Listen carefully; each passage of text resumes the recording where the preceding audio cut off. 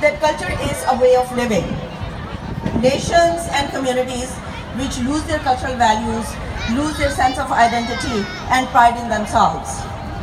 For our next generations and our children, it is very important to have these kind of events.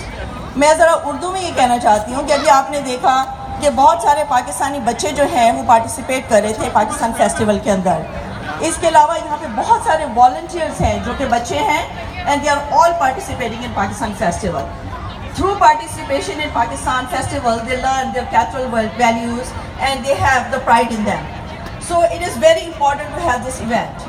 We have been doing it for the last 7 years. It needs a lot of financial resources and human resources.